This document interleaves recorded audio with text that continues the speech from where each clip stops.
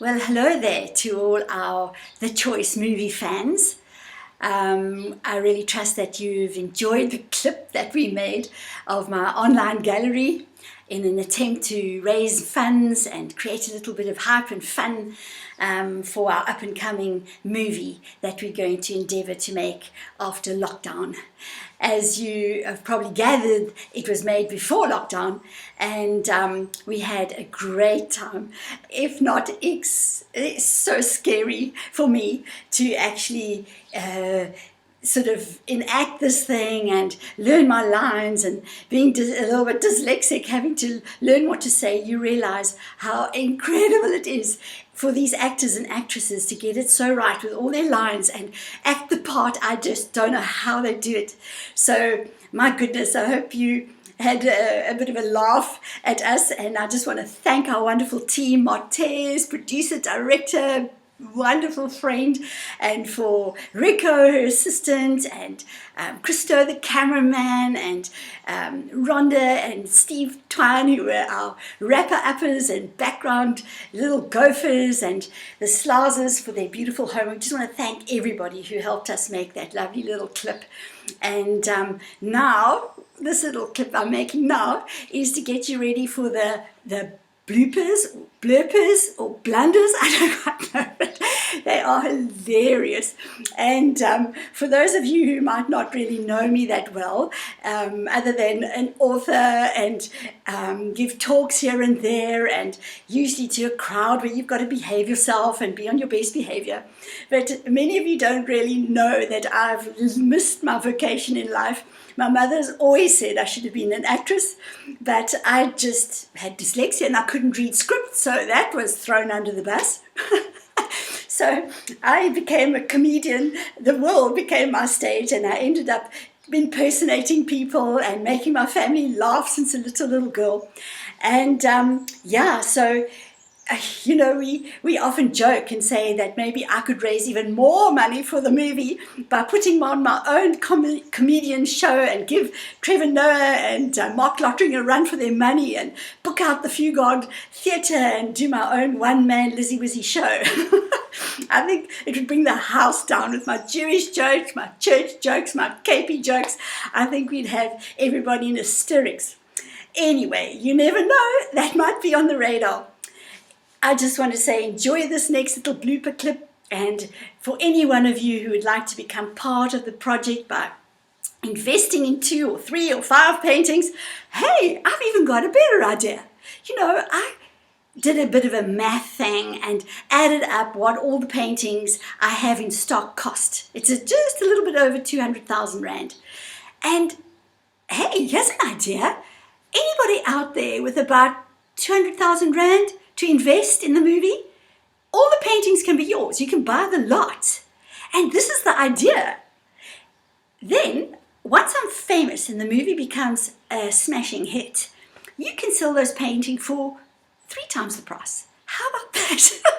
Now that's chutzpah, what you call in Hebrew, a real cheek. But you never know, there might be that person out there who thinks that's a brilliant idea. Anyway, I just want to tell you a little story of mine that I found so hilarious. And one day I was invited for Women's Day, which is always the 9th of August, right, to a group of ladies in Athlone. And at the time, they thought I was coming from Campbell'c, and what did this white lady know about their lives? And, you know, what was she going to come and tell them about? And by the look on their faces, I could tell I was going to have to really crack through, because they sat there like, what is this woman got to tell us now? You know, fancy suburb and coming probably in a Pajero.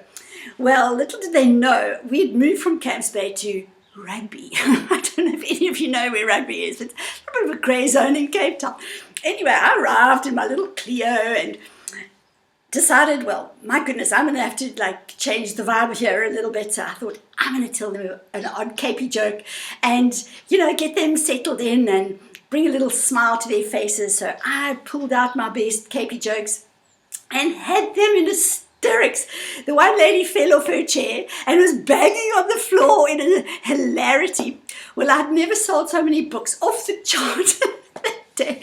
They loved it. And there was one little lady desperate at the end of the talk to come and talk to me. And she came up to me. She says, "Oh, you know, I love you." She says, "You know, you like it colored with red hair."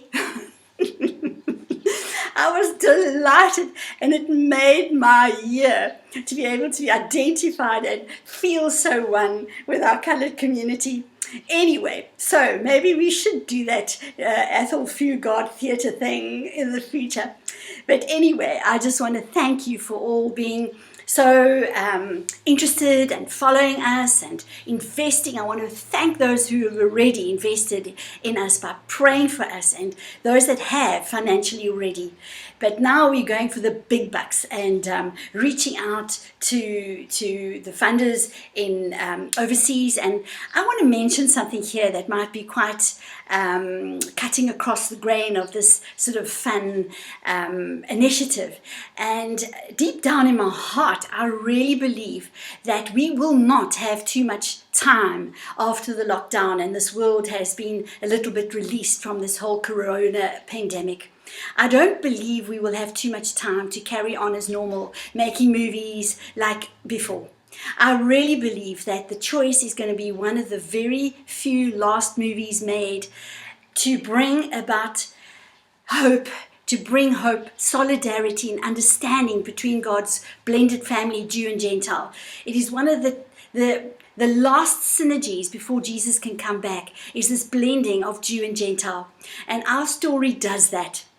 It brings a huge message to the world, and that's why we really believe that this initiative is birthed of God, and whatever he builds, he will complete, right?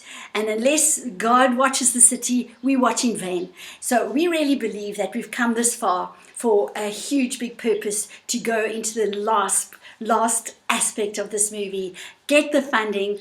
The minute we've got it, the minute lockdown is over, that we are going to go for it and make this movie in speedy time and bring the world a message of hope and courage in these days of great demise. So come and join us and enjoy the bloopers, the blurpers, the blunders, whatever it is.